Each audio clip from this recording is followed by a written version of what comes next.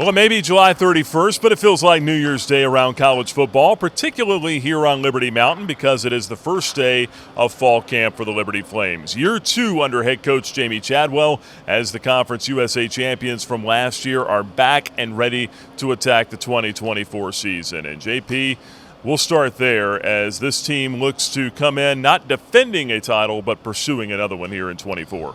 Yeah, absolutely, Nick. I think one of the interesting approaches to camp here so far is the word pursue. Coach was very adamant about the idea of pursuing what's next to come ahead and not defend last year's record, even though it was phenomenal, even though the opportunity last year was great. They're coming in with a different mindset this year.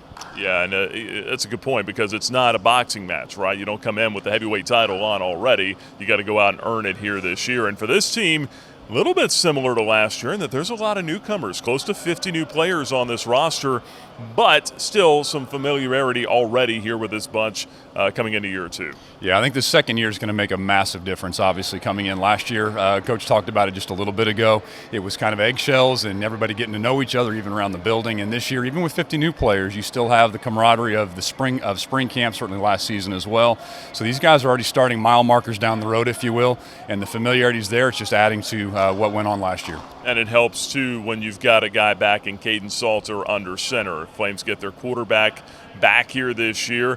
Salter last year, 61% completion rate, 32 touchdowns, 6 interceptions, rushed for 12 more scores.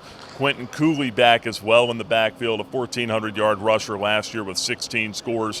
When you've got those two guys back that are on the Maxwell list, that really kind of sets the tone for everyone else. Absolutely, and we know the importance of the quarterback position in modern-day college football, and Caden Salter, as you mentioned, the G5 Player of the Year last year, having him back and the power of Quentin Cooley in the backfield, it should be exciting again. You know, one thing that Coach Chadwell talked about here this morning when asked about Caden Salter's development was, you know, where does he have to go? What will help him take the next step here this year? Here's a little bit from Coach Chadwell's morning press conference, what he had to say. He's obviously a leader of the football team, and we know how the talent and what he was able to show last year when he got his opportunity. Now can he hone in on some things, little things, and tangible stuff that will help him take that next step?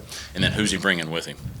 Because I think as a quarterback, if you can raise the level of the people around you, then you got something special. And he has that ability to do that because people will follow him. You know, JP, one question is who's he going to be throwing the ball to here this year? The Flames do get Trayon Sibley back and a couple of others coming off the injury shelf.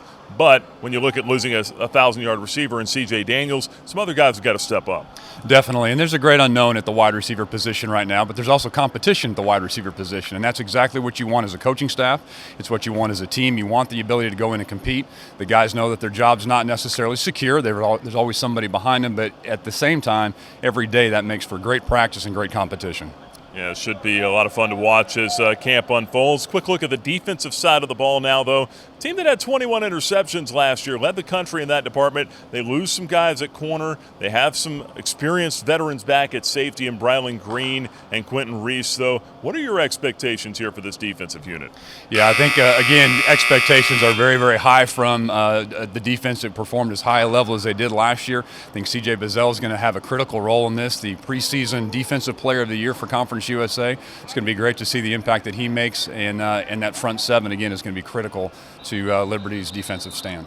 Well, you can see it behind us here. The guys are already back to work, getting after it here on day 1 of fall camp. We'll have more camp coverage here on our Liberty Flames social accounts and libertyflames.com throughout the duration of fall camp as we walk you up to kickoff on August 31st. Liberty and Campbell will get the season underway here in Lynchburg. Tickets available for that game and all games this year. Just go to lufootball.com. For Jason Porter, I'm Nick Pierce for the Liberty Flames Sports Network.